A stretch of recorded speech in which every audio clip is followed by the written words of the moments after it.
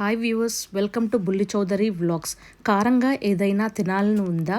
దాంతోపాటు బలం కూడా కావాలనుకుంటున్నారా? అయితే ఈ రెసిపీని ట్రై చేయండి. ఇప్పుడు దీనికి కావాల్సిన పదార్థాలను చూసేద్దాం. పాలకూర 3 కట్టలు, ఎండుమిరపకాయలు 8, వెల్లుల్లి రెమ్మలు 5, కరివేపాకు 1/2 కప్పు, పచ్చెనపప్పు 1 టీ స్పూన్, మినప్పప్పు 1 టీ స్పూన్, ధనియాలు 1 టీ స్పూన్, మెంతులు చిటికెడు, జీలకర్ర 1 టీ స్పూన్, నువ్వులు 1 టీ స్పూన్, పోపు దినుసులు 1 టీ స్పూన్, చింతపండు నిమ్మకాయ సైజ్ అంతా, దాన్ని ముందుగానే నానబెట్టుకోవాలి. Oil 2 table spoon, salt 2 table spoons. ఇప్పుడు దీన్ని తయారీ విధానం ఏంటో చూసేద్దాం. ముందుగా పాత్ర పెట్టుకొని అందులో 1 టేబుల్ స్పూన్ ఆఫ్ ఆయిల్ వేసుకొని, ఆయిల్ వేడెక్కాక ఎండుమిరపకాయలను వేసుకొని ఫ్రై చేసుకోవాలి. ఎండుమిరపకాయలను మరీ నల్లగా కాకుండా ఫ్రై చేసుకోవాలి. ఎండుమిరపకాయలు ఈ విధంగా వేగాక వాటిని ప్లేట్లోకి తీసుకోవాలి. తరువాత అదే ఆయిల్లో దినుసులు అంటే పచ్చెనపప్పు, మినప్పప్పు, ధనియాలు, జీలకర్ర, మెంతులను వేసుకొని ఫ్రై చేసుకోవాలి. వీటిని దూరగా ఫ్రై చేసుకోవాలి. 1/2 కప్పు కరివేపాకు వేసుకొని ఫ్రై చేసుకోవాలి. ఇప్పుడు నువ్వులు వేసుకొని వాటిని కూడా ఫ్రై చేసుకోవాలి.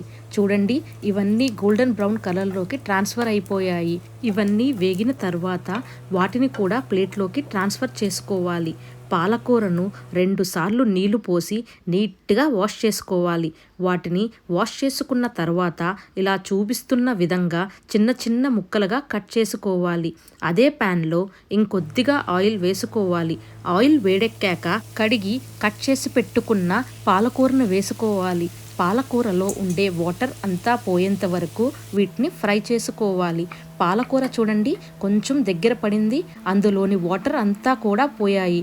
పాలకూర వేగిన తర్వాత స్టవ్ ఆఫ్ చేసుకొని పక్కన పెట్టుకోవాలి. ఇప్పుడు మిక్సీ జార్లో ఫ్రై చేసుకున్న ఎండుమిరపకాయలను, అలాగే 4 వెల్లుల్లి రెమ్మలు, ఫ్రై చేసుకున్న దినుసులు, పచ్చడికి సరిపోయినంత ఉప్పు అంటే 2 టేబుల్ స్పూన్స్ వేసుకొని మెత్తగా మిక్సీ వేసుకోవాలి.